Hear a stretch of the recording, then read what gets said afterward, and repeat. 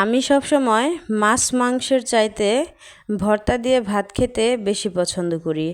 আর দুপুরবেলা গরম ভাতের সাথে যদি এরকম লোভনীয় ভর্তা হয় তাহলে আর কিছুই লাগে না। এক প্লেট ভাত এই ভর্তা দিয়েই শেষ করে দিতে পারি। তো বন্ধুরা, আজকে আমি ধুন্দুল পাতার ভর্তা বানিয়েছি আর সেই রেসিপিটাই আপনাদের সাথে শেয়ার করব। তো সবাই আমার সাথেই থাকুন এবং পুরো ভিডিওটি দেখতে থাকুন। তো এখানে দেখুন ধুন্দুল পাতা তুলে নিয়েছি, একদম ছোটো ছোটো জালি দেখে, একটু জালি টাইপের পাতা হলে ভালো হয়। তো পাতাগুলি আমি সুন্দর করে ধুয়ে পরিষ্কার করে নিয়েছি। এখন আমি তেলের ভিতরে ভেজে নিব। আর এদিকে দেখুন তেল দিয়ে দিয়েছি ফ্রাই প্যানে, তেলটা গরম হয়ে গেছে। এখানে আমি 4টি শুকনো মরিচ দিয়ে দিলাম এবং 4 কোয়া রসুন দিয়ে দিলাম। এখানে সামান্য পরিমাণ কালো জিরা দিয়ে দিলাম। আর কালো জিরাটা দেওয়ার কারণে ফ্লেভারটা ভালো হবে। তো আমি আগে রসুন এবং মরিচটা আগে ভেজে তুলে নেব। এখন আমি শাকটা দিয়ে দিলাম।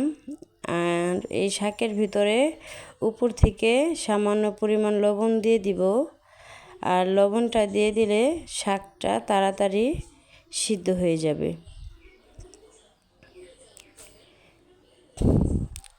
এভাবে সুন্দর করে নেড়েচেড়ে পাতাটাকে সিদ্ধ করে নিতে হবে তেলের ভিতরে।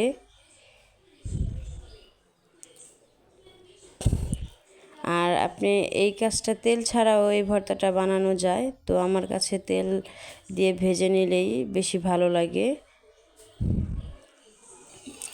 আর আপনারা চাইলে কালো জিরাটা স্কিপ করতে পারেন, তো কালো জিরার ফ্লেভারটা আমার কাছে অনেক ভালো লাগে এজন্য। তো এখানে ভাজা হয়ে গেছে, তো এখন আমি শিলনোড়া পাটায় বেটে নিব।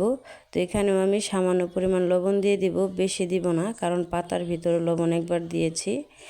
তো এখন রসুন আর মরিচটা আগে বেটে নিয়েছি, দেখুন এই টকটকা লাল রসুন মরিচ। তো এদিকে এখন পাতাটা আমি বেটে নিব।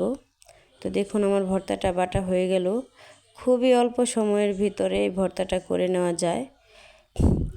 তো ভর্তা বানানোটা একটু কষ্ট, কিন্তু ভর্তা দিয়ে ভাত খেতে কিন্তু খুবই ভালো লাগে।